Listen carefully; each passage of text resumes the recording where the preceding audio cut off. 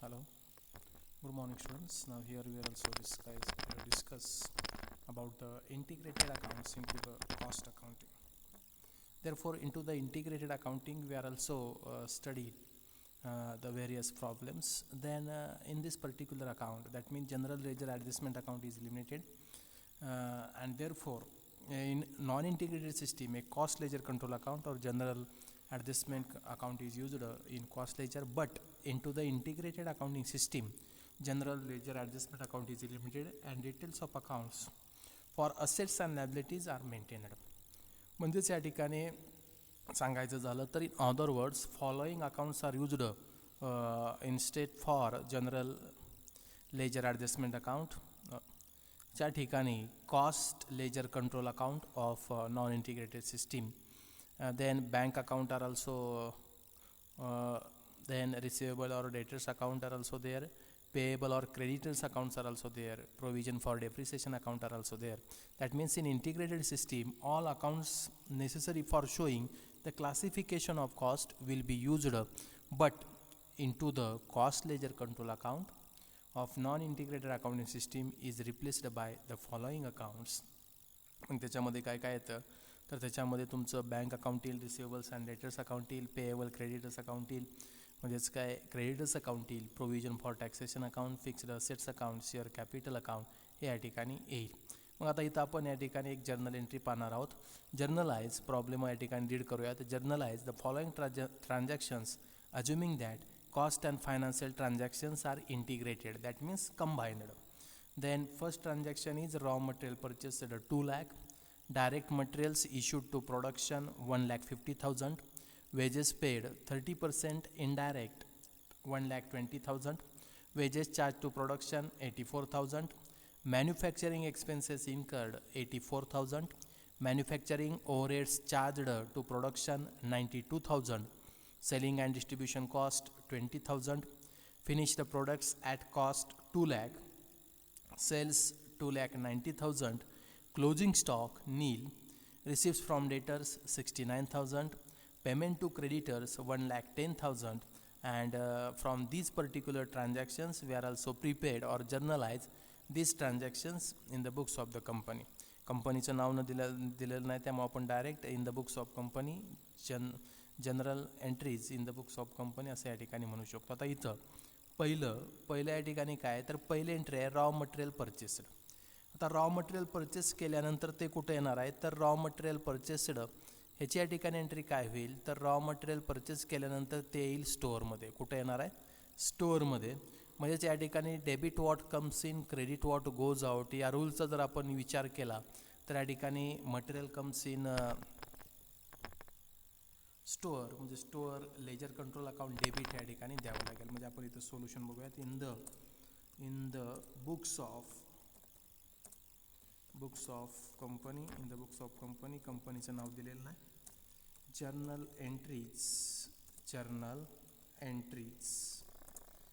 Entries म्हणल्यानंतर आपणाला ते जर्नल आखून घ्यावं लागेल. Insert serial number, particular debit rupees, serial number किंवा डेट, त्यानंतर पर्टिक्युलर्स,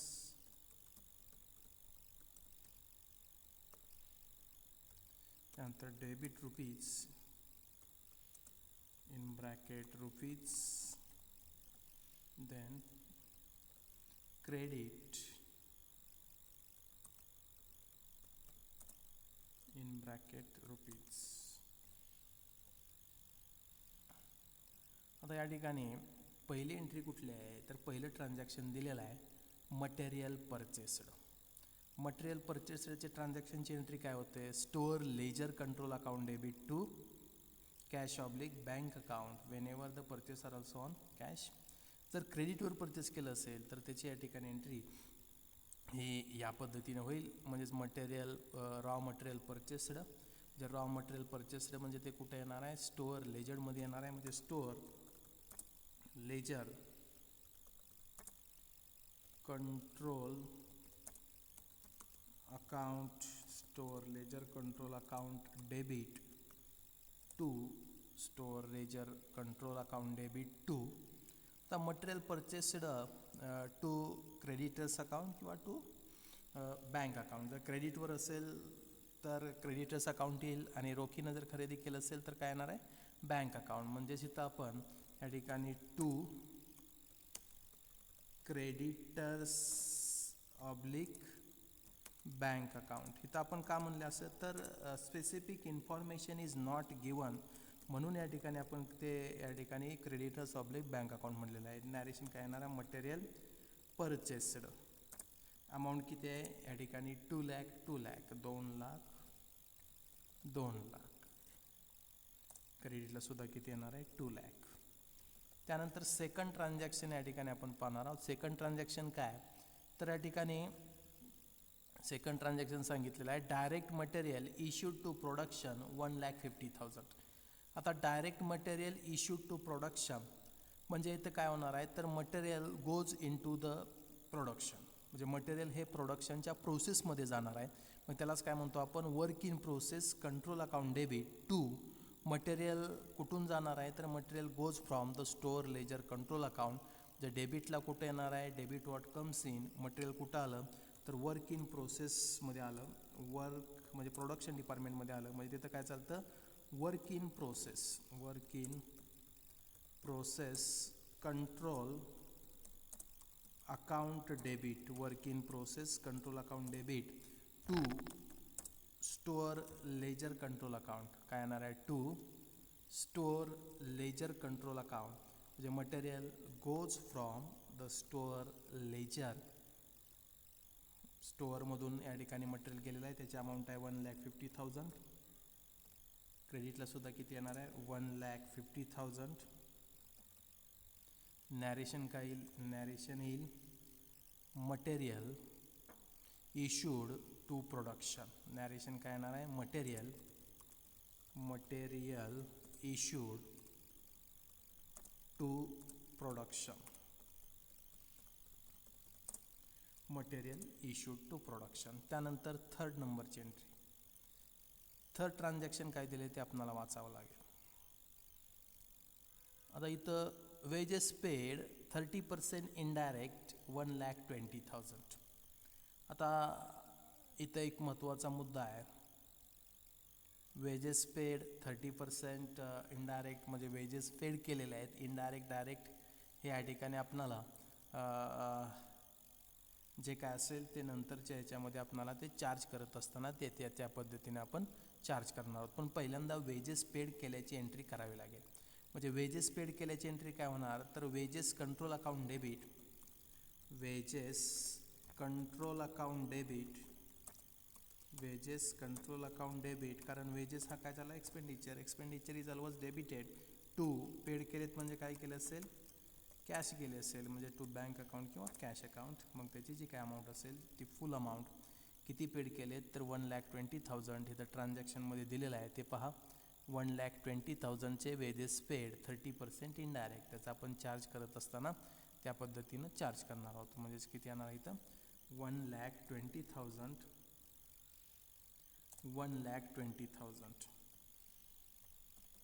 नॅरेशनमध्ये काय येणार आहे wages paid.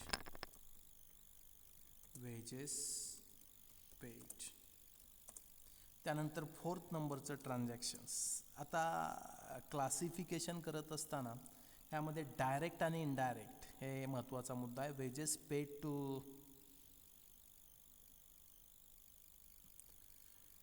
Charge to production म्हणजे ते जे काही ट्रान्झॅक्शन असेल ते ट्रान्झॅक्शन आपण पाहूयात. म्हणजेच या ठिकाणी वेजेस चार्ज टू प्रोडक्शन किती 84,000. मग आता इथं त्यांनीच आपल्याला क्लासिफिकेशन करून दिलेलं आहे. म्हणजेच इनडायरेक्ट असेल ते इनडायरेक्ट या ठिकाणी वेजेस असतील ते चार्ज कुठं होणार इनडायरेक्ट म्हणलं की आलं ते ओव्हरहेड्स. मग कुठला ओव्हरहेड्स तर फॅक्टरी ओव्हरहेड्स. मग या ठिकाणी आपणाला ते एंट्री करत असताना factory overheads control account debit entry काय करावी लागेल factory overheads control account debit. Factory overheads control account debit to कुठं चार्ज करायचे तर या ठिकाणी वेजेस कंट्रोल अकाउंटला to wages control account. Charge कुठं होणार ते तर indirect wages charge to, that means in simple word समजण्यासाठी आपण समजूया तर त्या पर्टिक्युलर डिपार्टमेंटला ते ट्रान्सफर होतील, म्हणजे वेजेसची रक्कम दाखवली जाईल. मग ते किती येते तर आय थिंक सो 30% म्हणजे या ठिकाणी 36,000 या ठिकाणी तुमचे काय येतील इनडायरेक्ट हे या ठिकाणी वेजेस येतील. तर नॅरेशनमध्ये लिहिताना काय लिहायचं तर नॅरेशनमध्ये लिहित असताना हे या ठिकाणी प्रामुख्याने काय लिहावं लागेल 30% of wages paid being indirect charge to factory overheads. 30% wages paid indirect wages charged to factory overheads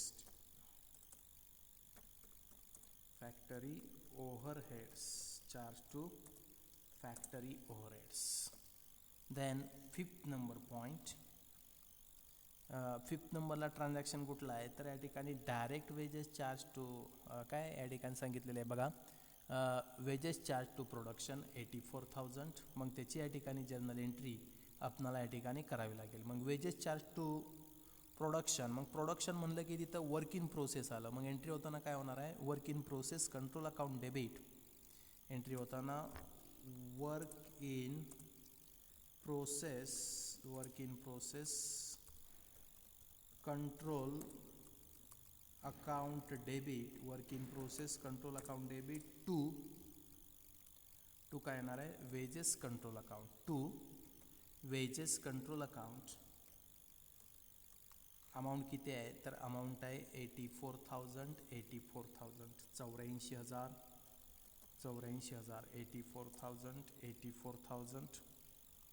84,000 84,000. Narration काय narration direct wages charge to production. Narration काय येणार आहे direct wages charge to production, direct wages charge to production. Then next transactions we are also recorded here. जे 6 नंबरचं transactions या ठिकाणी आपण record करतोय. ट्रान्झॅक्शन आपल्याला वाचावं लागेल, रीड करावं लागेल. ट्रान्झॅक्शन काय आहे तर मॅन्युफॅक्चरिंग एक्सपेन्सेस इनकर्ड म्हणल्यानंतर काय केलं असेल ते खर्च या ठिकाणी केले असतील. म्हणजे मॅन्युफॅक्चरिंग एक्सपेन्सेस हा कॉस्टिंग पॉईंट ऑफ व्ह्यूनं तो एक्सपेंडिचर झाला. म्हणजेच एंट्री करत असताना कशी करावी लागेल तर कॅश गोज आउट, म्हणजे कॅश अकाउंट येईल तुमचं बँक अकाउंट किंवा कॅश अकाउंट येईल क्रेडिट साईडला, आणि डेबिट साईडला काय येणार आहे तर तुमचं मॅन्युफॅक्चरिंग एक्सपेन्सेस, म्हणजे मॅन्युफॅक्चरिंग कुठं चालतं तर ते महत्त्वाचा मुद्दा आहे. मग या ठिकाणी factory overheads control account debit to bank account, म्हणजे एंट्री काय होणार आहे आपली मॅन्युफॅक्चरिंगचं आपलं फॅक्टरीमध्ये, म्हणजे factory overheads control account debit to bank account. Amount आहे 84,000. अमाऊंट किती येणार आहे 84,000 84,000. नॅरेशन काय येणार आहे मॅन्युफॅक्चरिंग expenses incurred.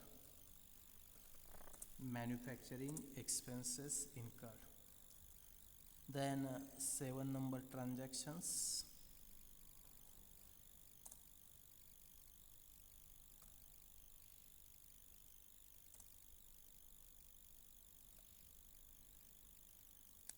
सेवन नंबर ट्रान्झॅक्शन्स या ठिकाणी मॅन्युफॅक्चरिंग एक्सपेन्सेस इनकर्ड किंवा मॅन्युफॅक्चरिंग ओव्हरहेड्स इनकर्ड. त्यानंतर नेक्स्ट या ठिकाणी ट्रान्झॅक्शन काय आहे बघा ते आपल्याला पाहावं लागेल. त्यानंतर manufacturing overheads charge to production, म्हणजे manufacturing overheads charge to production, म्हणजे मॅन्युफॅक्चरिंग ओव्हरहेडचा झालेला खर्च तो कुठं चार्ज करायचा आहे प्रोडक्शनला. मग प्रोडक्शन म्हणल्यानंतर तिथं काय आलं तर या ठिकाणी वर्क इन प्रोसेस, म्हणजे एंट्री होताना काय होणार आहे work in process control account debit to factory overheads account, म्हणजे एंट्री होताना काय होणार आहे प्रोडक्शनला चार्ज करायचे म्हणजे work in process control account debit to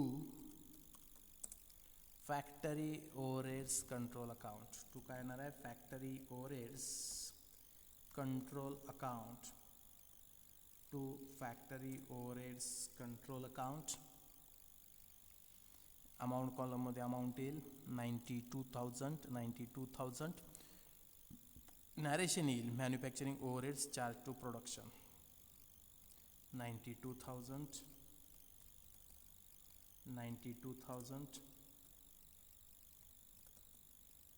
manufacturing overheads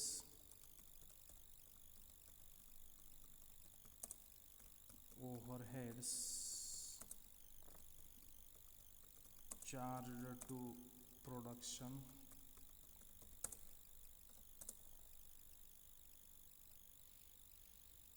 manufacturing overheads charged to production. Then next transactions we are also recorded here. पुढचं transaction आपण या ठिकाणी पाहणार आहोत. Manufacturing overheads charged to production नंतर सेलिंग अँड डिस्ट्रीब्युशन कॉस्ट 20,000. मग त्याची entry काय होणार आहे, selling and distribution cost 20,000. The selling and distribution it is also the expenditure. म्हणजे काय होणार आहे, ते एक इन्कर्ड झाले असतील म्हणजे पैसे पेड केले असतील. The selling and distribution overheads control account debit to bank account. Selling and distribution overheads control account debit to bank account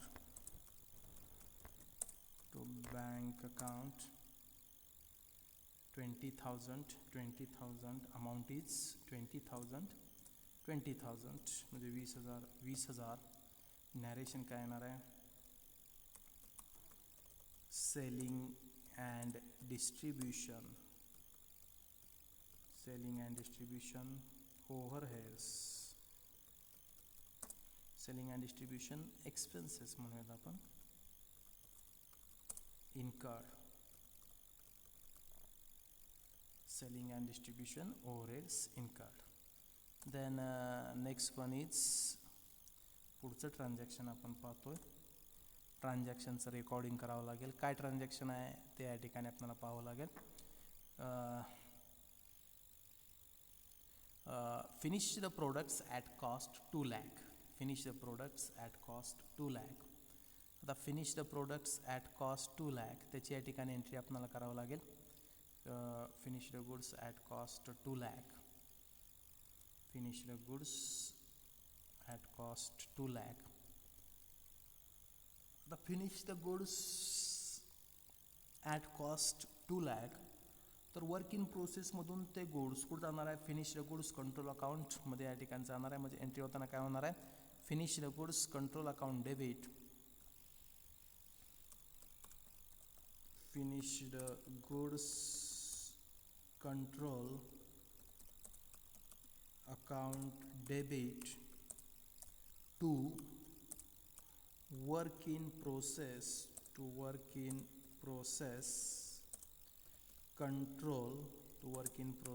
control account. Amount आहे त्याची amount 2 lakh. Cost of finished goods narration काय येईल, cost of finished goods 2 lakh. इथं सुद्धा किती येणार amount 2 lakh. Narration काय येणार आहे, cost of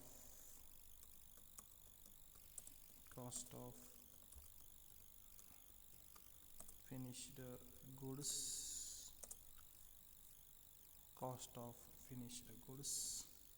then next transaction is, पुढचं ट्रान्झॅक्शन कुठलं आहे तर ते या ठिकाणी आपण पाहूयात.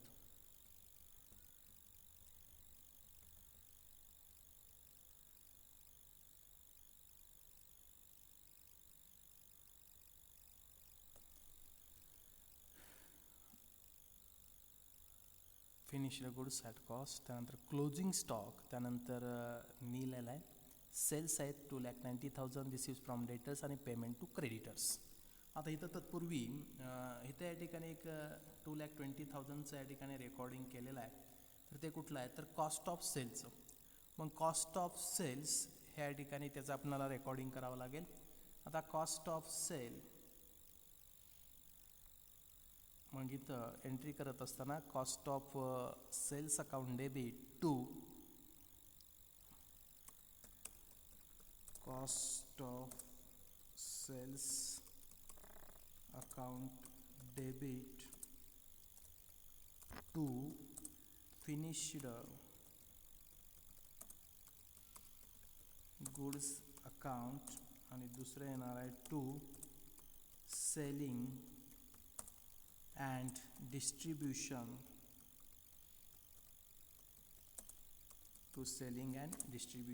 अकाउंट.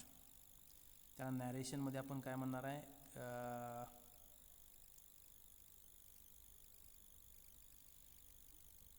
नॅरेशनमध्ये आपण काय म्हणणार आहे या ठिकाणी बघा तर cost of sales cost of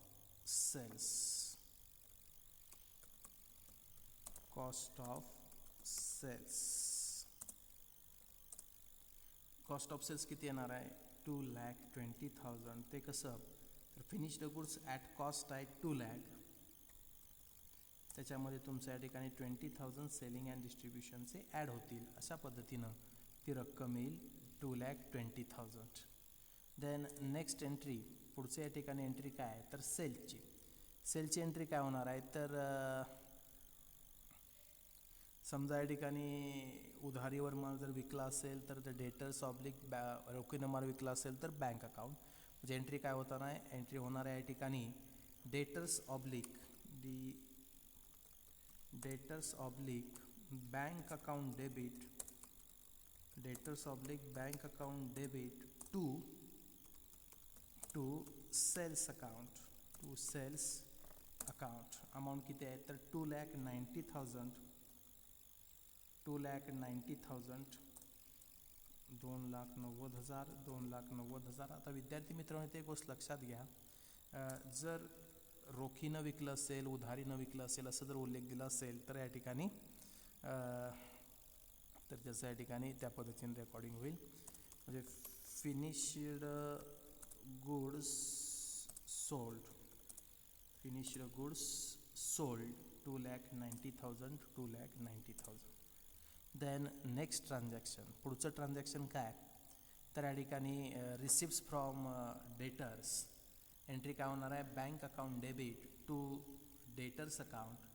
entry काय होणार आहे बँक अकाउंट डेबिट बँक किंवा cash to debtors account. Amount आहे 69,000. नॅरेशन काय येणार आहे receipts from debtors.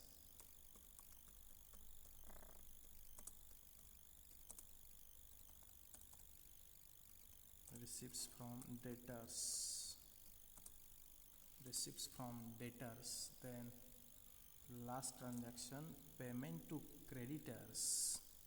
That means creditors account debit to bank account.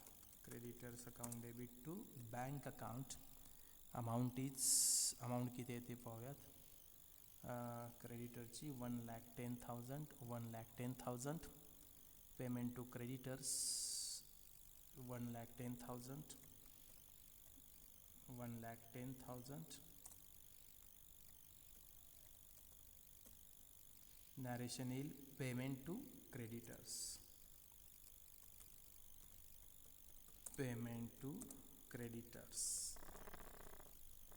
अशा पद्धतीनं हे या ठिकाणी आपलं काय झालेलं आहे तर जर्नल एंट्रीज असतील त्या जर्नल एंट्रीज पूर्ण झालेल्या आहे. शेवटी या ठिकाणी काय येईल टोटल येईल. टोटल करत असताना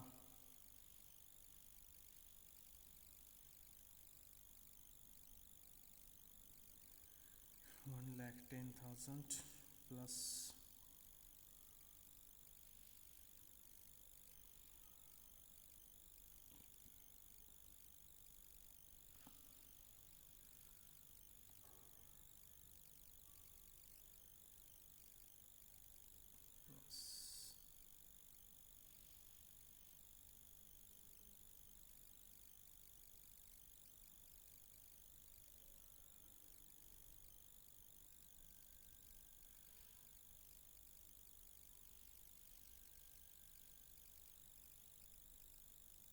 आपण टोटल करतोय, तर टोटल करत असताना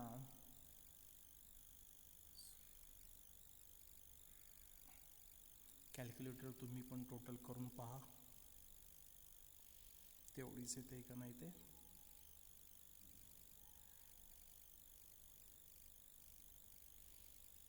$16,55,000 16,55,000 हे झाली टोटल. मग टोटलच्या कॉलममध्ये 16,55,000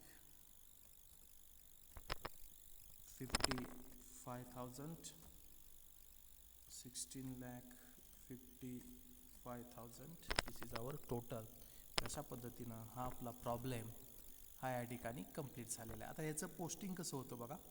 आता इथं लेजर पोस्टिंग असेल, ते लेजर पोस्टिंग कशा पद्धतीनं होईल ते आपण या ठिकाणी पाहणार आहोत. आता इथं एक ट्रान्झॅक्शन दिलेलं आहे, म्हणजे balances at the beginning of the month. थोडंसं आपण नेक्स्ट लेक्चरला हा प्रॉब्लेम घेणारच आहोत, तर पूर्वी आपण ही पार्श्वभूमी पाहूया. मग आता इथं रिलेव्हंट इन्फॉर्मेशन दिले असेल, तर रिलेव्हंट इन्फॉर्मेशनमध्ये स्टॉक लेजर कंट्रोल अकाउंटचा बॅलन्स दिलेला आहे, वर्क इन प्रोसेस कंट्रोल अकाउंटचा बॅलन्स दिलेला आहे, फिनिश्ड गुड्स कंट्रोल अकाउंटचा बॅलन्स दिलेला आहे, त्यानंतर prepaid production overheads brought forward from the previous month, त्यानंतर transaction during the month, material purchase किती केले आहेत, इश्यू कुठं केलेले आहेत, ट्रान्सफर बिटवीन द बॅचेस, आणि त्यानंतर वेजेस असतील, नॉन प्रोडक्टिव्ह टाईम वर्कर्स असेल, हे सर्व इन्फॉर्मेशन आपल्याला दिलेलं आहे.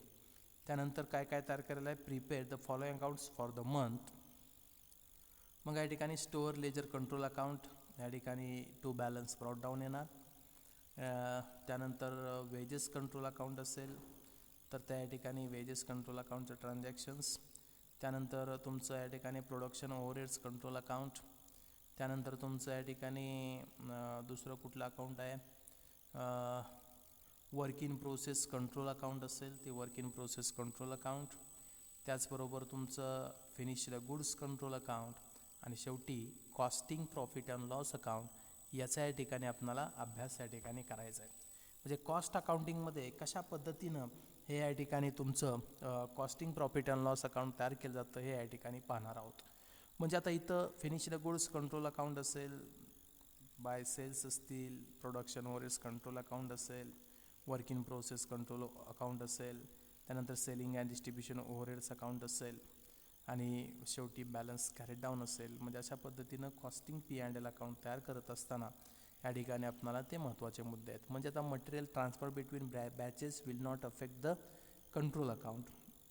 त्यानंतर non production time of direct workers is a production overhead and there will be not be charge to the work in process account. म्हणजे आपल्याला ह्या नोट्ससुद्धा या ठिकाणी लिहावे लागतात. म्हणजे स्पेसिफिक जर आपण स्टँडर्ड फॉर्मॅट जर बघितला तर या ठिकाणी नोट लिहून आपल्याला त्याचं एक्सप्लेनेशनसुद्धा द्यावं लागतं. आता इथं लेजर ज्यावेळेस आपण तयार करू, ज्या पद्धतीनं आपण फायनान्शियल अकाउंटिंगमध्ये लेजर तयार करत होतो त्याच पद्धतीनं आपणाला इथंसुद्धा कॉस्ट अकाउंटिंगमध्ये लेजर तयार केल्यानंतर त्याच्यावरून आपणाला काय करायचं, या ठिकाणी प्रॉफिट आणि लॉस असेल तो या ठिकाणी आपल्याला फाइंड आउट करायचे, किंवा या ठिकाणी क्लोजिंग बॅलन्स म्हटलं तर या ठिकाणी ते कॅरी डाऊन बॅलन्स म्हणलेलं आहे. त्यानंतर आता कोणकोणते या ठिकाणी महत्त्वाचे मुद्दे आहेत ते या ठिकाणी विचारात घेणं आवश्यक आहे. म्हणजेच या ठिकाणी मटेरियल एक महत्त्वाचं आहे, मॅन्युफॅक्चरिंग ओव्हरहेड्स महत्त्वाचे आहे, ज्याला आपण फॅक्टरी ओव्हरहेड्स म्हणतो, work in process control account एक महत्त्वाचं आहे. म्हणजे कॉस्ट अकाउंटिंगमध्ये मटेरियल कंट्रोल अकाउंट असेल, स्टोअर लेजर कंट्रोल अकाउंट असेल, त्याचबरोबर work in process control account असेल, मॅन्युफॅक्चरिंग ओव्हरहेड्स कंट्रोल अकाउंट असेल, फिनिश्ड गुड्स कंट्रोल अकाउंट असेल, आणि शेवटी तुमचं क्रेडिटर्स अकाउंट असेल आणि डेटर्स अकाउंट असेल. या पद्धतीनं ते अकाउंट तयार करून त्यांचा जो काय बॅलन्स असेल, तो जो काय खर्च असेल, तो खर्च कॉस्टिंग P&Lला घेऊन शेवटी त्याच्यावरून कॉस्टिंगचं प्रॉफिट अँड लॉस अकाउंट तयार केलं जातं.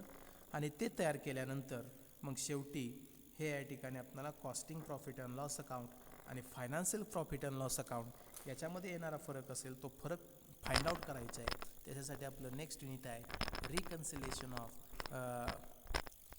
Financial and cost account. आता त्याच्यासाठी तुम्हाला काय माहीत पाहिजे, तर या ठिकाणी कशा पद्धतीनं मटेरियल कंट्रोल अकाउंट तयार होतं, कशा पद्धतीनं मॅन्युफॅक्चरिंग ओव्हरहेड्स अकाउंट तयार होईल, कोणते ट्रान्झॅक्शन डेबिटला घ्यायचे आहेत, कोणते ट्रान्झॅक्शन क्रेडिटला घ्यायचे आहेत, हे ज्यावेळेस तुम्हाला समजेल त्याच वेळेस तुम्हाला हे युनिट असेल ते व्यवस्थित परफेक्ट या ठिकाणी ज्याला आपण कॉस्ट अकाउंटिंग सिस्टीम म्हणतो हे युनिट हे पूर्णतः समजेल. आय थिंक सो तुम्हाला जर्नल एंट्रीज समजल्या असतील.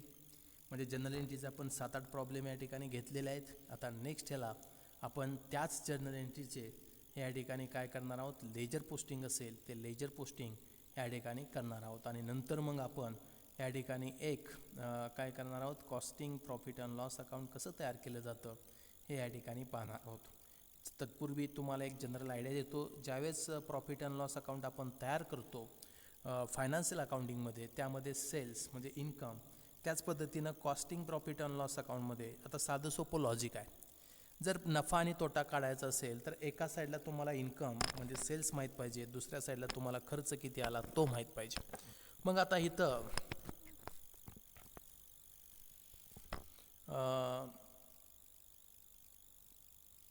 त्या पर्टिक्युलर ह्याची बॅलन्सिंग फिगर आपल्याला इथे ट्रान्सफर करावी लागते.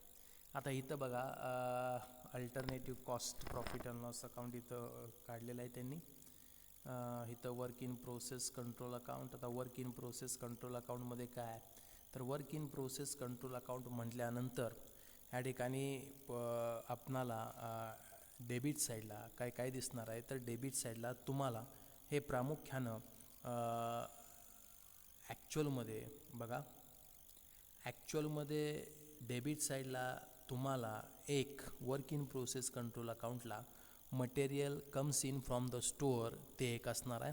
त्याचबरोबर वर्क इन प्रोसेसला वेजेस किंवा काही एक्सपेंडिचर असतील ते चार्ज केलेले आपल्याला इथं डेबिट साईडला घ्यावे लागतील.